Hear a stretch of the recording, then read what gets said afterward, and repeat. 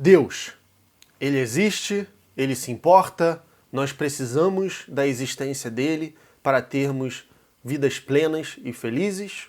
Provavelmente você já sabe que a minha resposta é não. Meu nome é Matheus Benites, eu sou mestre e doutorando em filosofia, escritor e youtuber. No vídeo de hoje eu vou te apresentar todo o meu pensamento sobre Deus. Esse vai ser um dos vídeos mais importantes do canal, eu tenho certeza, então fique até o final, pois eu vou passar por argumentos clássicos da filosofia e da teologia a favor da existência de Deus, refutações clássicas, refutações minhas e muito mais. Eu sou ateu e eu estou em busca de conhecimento.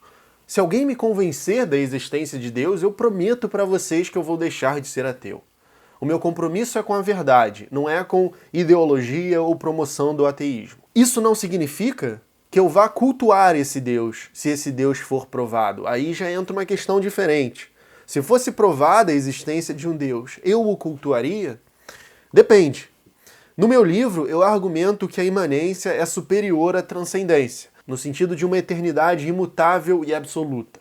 Porque só na imanência, no tempo e no mundo natural em que a gente está, só na imanência existe criação e atividade. Pense nisso por um instante. É melhor que você seja um ente ilimitado e padecente aqui no tempo, na imanência, do que uma parte indiferenciada de um ser pleno. Porque sem limitação não existe ser, só existe ser pleno. Tudo que a gente conhece como bom, como agradável, como feliz, tem a ver com limitação, tem a ver com atividade, tem a ver com mudança, com a possibilidade de sofrer, com a possibilidade de ficar entediado, com a necessidade de fazer coisas, de obter coisas, biologicamente falando, inclusive. Se houvesse outra instância diferente da imanência, dessa vida estimulante e valorosa que é em si mesmo, eu não sei se eu iria consentir e talvez preferisse deixar de ser, isto é, não ser, a essa tal eternidade, a esse tal paraíso. É curioso que pessoas religiosas geralmente se pintam como muito humildes, ao passo que veem cientistas ateus como arrogantes, sendo que a atitude do cientista diante do universo é muito mais humilde do que a do religioso. O cientista assume que pode estar errado e busca fazer experimentos e colher evidências. O religioso parte do princípio que ele já encontrou a verdade e nada pode dissuadi-lo de que o livro sagrado dele, da religião dele, contém a verdade absoluta revelada pelo Criador do universo. O meu compromisso é com a verdade, ainda que eu pense que não existe uma verdade absoluta. É com a felicidade e florescimento das pessoas e da sociedade. Eu repudio a dessacralização e vandalização de instituições religiosas, assim como repudio o antissemitismo e a perseguição a pessoas por sua religião, por sua cor, por sua preferência sexual e etc. Esse canal não é para aqueles que querem xingar e perseguir pessoas religiosas. É um canal para aqueles que têm o mesmo compromisso que eu e a humildade de buscar o conhecimento e assumir que podem estar errados.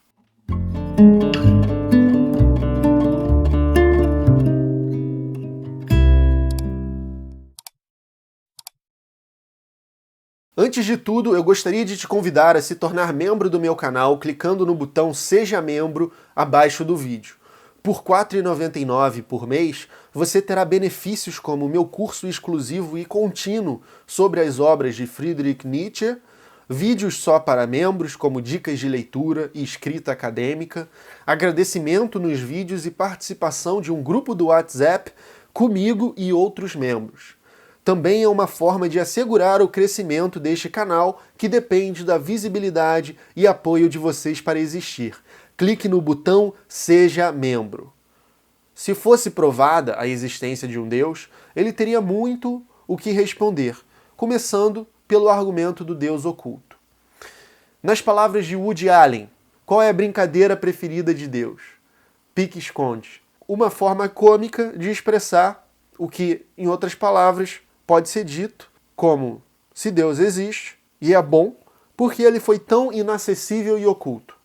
Por que teólogos precisam fazer malabarismos lógicos para argumentar sem evidências científicas que chegaram até ele. Você pode dizer que ele não foi inacessível, que todos temos uma intuição de Deus, e que eu sou resistente, e não me abro para o sentimento. Ou então, até que eu sou resistente, e isso mesmo configura um indício de que ele existe. Tá vendo? Você é resistente, a gente não é, ele existe. É você que... A sua própria resistência é um indício de que ele existe. Então eu pergunto, se eu que fui resistente e ele sempre esteve disponível, por que permitir que certas criaturas sejam resistentes? Ele não é onipotente, vocês não atribuem tudo isso? Por que ele não faz as criaturas já tendo certeza absoluta e podendo comprovar com evidências a existência dele? Então esse argumento do Deus oculto pode parecer um argumento trivial, mas não é. É algo muito sério, que não foi respondido satisfatoriamente. Agora vamos ao outro argumento, um argumento clássico, né, que é o mal, o problema do mal. Se Deus é bom, por que ele permite que pessoas inocentes sofram? Agostinho formulou a tentativa mais clássica de resolver o problema, que Tomás de Aquino abraçou quase que por completo. Segundo Agostinho, o mal não tem substância. O mal é uma privação de bem, é um desvio. O ser é bom, o mal provém de acidentes e, sobretudo, de nossa natureza pecadora segundo o cristianismo. Segundo Agostinho, nós, descendentes dos pecadores originais, já nascemos tortos.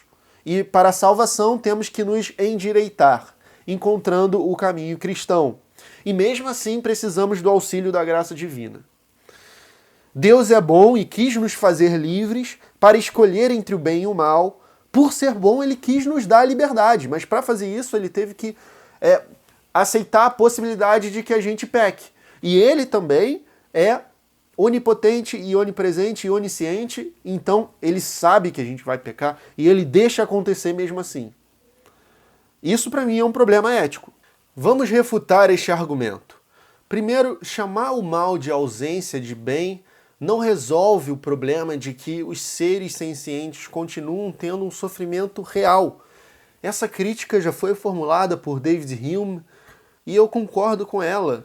Isso não dá conta de resolver o fato de que, se existe um Deus, ele falha na sua bondade atribuída a ele falha em resolver o problema do sofrimento real das criaturas. Se Deus realmente fosse bom e todo-poderoso, ele encontraria uma maneira de impedir que o sofrimento real existisse. Dedução: ou Deus não é bom, ou ele não é todo-poderoso, ou nenhum dos dois, ou ele não existe. Vamos agora abordar os argumentos específicos para a existência de Deus, que se dividem em duas categorias, a priori e a posteriori. Os argumentos de Tomás de Aquino, por exemplo, são argumentos a posteriori, que partem da experiência. Os argumentos a priori são argumentos baseados em puro raciocínio lógico, que não precisa da experiência, antes da experiência. Como, por exemplo, o argumento ontológico de Anselmo, que é um dos mais famosos. Vou começar abordando um argumento que não tem uma atribuição específica, ou pelo menos que eu não lembro se tem, mas que é o argumento que mais me comove. Se você perguntar, Mateus, tem um desses argumentos a favor de Deus, da existência de Deus, que te convence ou quase te convence? Qual chega mais perto? É esse. É o argumento da existência e sustentação do universo. Filósofos como Leibniz e Heidegger ficavam já intrigados com a seguinte questão: por que existe o ser e não antes o nada? Parece que seria muito mais fácil que não houvesse nada, em vez de um universo tão complexo e tão rico e tão diverso. Por que esse trabalho todo, se seria tão mais simples não haver nada? É muito tentador projetar um criador para o universo a partir da constatação de que a própria existência de nós aqui, desse vídeo, do YouTube, do mundo, de toda essa complexidade, é algo perplexificante, é algo que me deixa com o espanto de que fala Aristóteles sobre o começo da filosofia. A gente fica arrepiado. Eu tenho uma sensação forte, assim, uma espiritualidade profunda quando eu constato esse desafio de pensar o ser. E isso não precisa estar associado com dogmas no entanto, com religião, com escrituras, com mandamentos, com um Deus, necessariamente. Como que eu resolvo esse problema para mim? Eu acho que ele encontra resolução satisfatória na ciência. Nós vivemos uma época que é muito tributária das descobertas de homens como Newton, Darwin e Einstein. Nós vivemos em um mundo que, desde o começo da ciência, funciona pelas mesmas leis naturais. E a cada vez que a ciência avança mais, a gente descobre mais sobre essas leis e continuamos encontrando respaldo da matemática e da ciência em torno dessas descobertas com as nossas implementações práticas delas. Por exemplo, mandar homens à Lua e conseguir que eles voltassem para a Terra. Isso não é uma coisa trivial e os foguetes, o GPS, o computador que você está usando, ou o celular, a internet, é algo que depende totalmente do funcionamento dessas leis naturais, que vão continuar funcionando. Então, em todo o período, do começo da ciência até aqui, não houve nenhuma exceção sobrenatural para as leis naturais que dão sustento ao universo. Por que somos levados a crer que 2000 anos atrás, num período extremamente específico e suspeitamente intenso, houve uma série de milagres, entre eles a ressurreição de um homem? Não dá para mim, não dá. Tem gente que vai pela via lógica, teológica, argumentando que é preciso que haja um primeiro motor, uma causa primeira. Aristóteles fez isso na metafísica.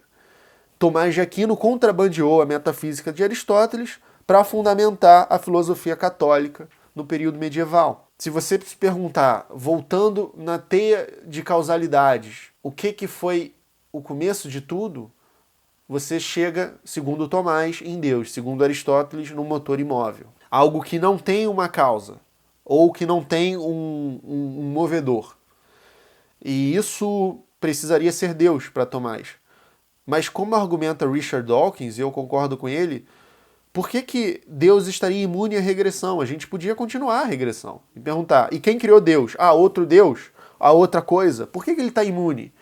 Além disso, o que te faz pensar que esse primeiro motor tem características como onisciência, onipresença, bondade, onipotência e o interesse de se revelar em escrituras de uma maneira totalmente pouco eficaz para alguém que é onisciente, onipotente, e se interessar por primatas específicos de um planeta específico em um período específico da história. Então, para mim, resolve-se aí a questão. Sem falar que o nada, pela própria definição, ele não pode ser. Então, também se resolve nessa medida, filosoficamente, para mim, o problema. O ser é inevitável, não podia ser de outro jeito. O nada é uma impossibilidade, por definição. Antes de passar para os argumentos teológicos, eu gostaria de passar pelos místicos. Curiosamente, os místicos me parecem muito mais interessantes e têm um apelo muito maior comigo do que os teólogos. Começando pelo pseudo-Dioniso Areopagita, que foi um autor cristão do final do século V ou início do século VI, cuja identidade real é incerta. Acredita-se que ele tenha tomado o nome, a identidade de uma figura relativamente importante entre os primeiros cristãos, que seria o tal do Dioniso Areopagita. Historicamente, é praticamente um consenso que esses textos místicos não são desse cara, são desse outro que tomou-lhe a identidade escrevendo lá no século V ou no século VI. Ele escreveu várias obras teológicas, sendo uma das mais conhecidas a Hierarquia Celestial, ou a Hierarquia Eclesiástica, ou os Nomes Divinos. Esses três são dos mais conhecidos trabalhos dele. Uma parte significativa do pensamento de Dioniso envolve a teologia negativa, que também é conhecida como apofática. Ele argumenta que, para compreender Deus, devemos começar negando qualquer atributo finito ou limitado a ele, pois Deus transcende todas as categorias e conceitos humanos. Dioniso explora os nomes divinos para se referir a Deus. Ele argumenta que os nomes que atribuímos a Deus não descrevem sua natureza, mas indicam mais sobre nossa experiência e compreensão finita.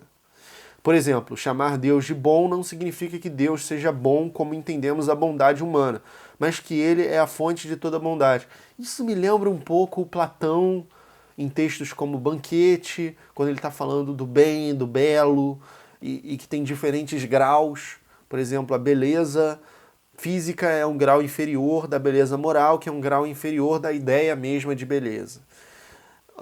E é claro que a gente vê, evidentemente, que tem uma influência fortemente platônica no cristianismo e na sua tradição mística e teológica. Dioniso enfatiza a unidade divina e a simplicidade de Deus. Ele argumenta que os nomes que atribuímos a Deus não descrevem sua natureza, mas indicam mais sobre nossa experiência e compreensão finita. Por exemplo, chamar Deus de bom não significa que Deus seja bom como entendemos a bondade humana, mas que ele é a fonte de toda a bondade. Dioniso enfatiza a unidade divina e a simplicidade de Deus. Ele sugere que Deus é a fonte de todo ser e que ele não pode ser dividido ou fragmentado em partes. Toda a realidade e existência emanam de Deus como sua fonte inesgotável. Isto ecoa no filósofo judeu Maimônides, também medieval, um teólogo medieval da tradição judaica, que teve um compromisso parecido com o de Tomás de Aquino em aproximar razão e fé muito embasado em Aristóteles. E por outro lado, ele também teve uma influência muito grande do pseudo-Dioniso, assim como Mestre Eckhart. Maimônides vai dizer que não se pode conferir atributos a Deus. E nas palavras de Eckhart, quando Eckhart diz que Deus está disponível para você o tempo todo, isso ecoa muito o Dioniso. O reino dos céus está à venda a preços de barganha. É um dos jargões dos sermões do mestre Eckhart. Críticos de Dioniso argumentam que sua abordagem apofática pode levar a uma compreensão excessivamente distante e inacessível de Deus. De minha parte, não considero que exista aí qualquer evidência da existência de Deus. Antes, existe mais uma descrição, mesmo lógica, ainda que não tão rigorosa quanto a dos teólogos, argumentando que Deus é superior, que a gente tem que chegar a ele pelo negativo e tudo mais, mas sem mostrar, de fato, Deus, né? Partindo da premissa de que ele existe, dizendo como a gente pode chegar a ele sem demonstrar que a gente pode chegar a ele num primeiro lugar, sem demonstrar que ele existe num primeiro lugar. Substitui, por exemplo, Deus por fantasma e você pode manter toda a argumentação mística, sem demonstrar que fantasma existe no primeiro lugar. Agora vamos abordar as 5 vias de Tomás de Aquino. Já que eu toquei no argumento do motor imóvel, vamos ver e refutar os outros 4. Para isso, eu vou utilizar as refutações de Richard Dawkins em seu livro Deus, um Delírio, com as quais eu concordo. Bom, a gente já falou sobre o primeiro, o motor que não é movido, e as 2 objeções, porque supor que Deus estaria imune à regressão e porque supor que esse primeiro motor teria os atributos das escrituras associados a Deus. Vamos ao segundo, a causa sem causa, que é basicamente a mesma coisa, mas pelo ângulo da causalidade e não pelo ângulo do movimento. Nada é causado por si só, todo efeito tem uma causa anterior e novamente somos forçados à regressão. Ela só é concluída por uma causa primeira, a que chamamos Deus.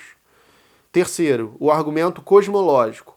Deve ter havido uma época em que não existia nada de físico, mas como as coisas físicas existem hoje, tende a haver algo de não físico para provocar sua existência. E a esse algo chamamos Deus. Esses 3 argumentos, segundo Dawkins, estou citando, baseiam-se na ideia da regressão e invocam Deus para encerrá-la. Eles assumem sem nenhuma justificativa que Deus é imune à regressão. Por falar nisso, aos especialistas em lógica não escapou que a onisciência e a onipotência são incompatíveis entre si. Se Deus é onisciente, ele já tem de saber que vai intervir para mudar o curso da história usando sua onipotência. Mas isso significa que ele não pode mudar de ideia sobre a intervenção, o que significa que ele não é onipotente. Vamos para os outros 2 argumentos. 4. O argumento de grau. Percebemos que as coisas do mundo diferem entre si. Há graus de, digamos, bondade ou perfeição. mas só julgamos esses graus sim em comparação ao máximo. Os seres humanos podem ser tanto bons quanto ruins, portanto o máximo da bondade não pode estar em nós. Tem de haver, portanto, algum outro máximo para estabelecer o padrão da perfeição, e esse máximo chamamos Deus. Dawkins escreve: isso é um argumento? Também seria possível dizer: as pessoas variam quanto ao fedor, mas só podemos fazer a comparação pela referência ao máximo perfeito de fedor concebível. Tem de haver, portanto, um fedorento inigualável, e a ele chamaremos Deus. Quinto, o argumento teleológico, ou o argumento de design, muito em alta. As coisas do mundo, especialmente as coisas vivas, parecem ter sido projetadas. Nada que conhecemos parece ter sido projetado, a menos que tenha sido projetado. Tem de haver, portanto, um projetista, e a ele chamamos Deus. O Darwin maduro virou a mesa. Provavelmente jamais houve uma derrubada tão devastadora de uma crença popular através de um raciocínio inteligente quanto a destruição do argumento do design perpetrada por Charles Darwin. Já não é verdade dizer que as coisas só podem parecer projetadas se tiverem sido projetadas. A evolução pela seleção natural produz um excelente simulacro de design, acumulando níveis incríveis de complexidade e elegância. Vamos falar agora do argumento ontológico de Anselmo.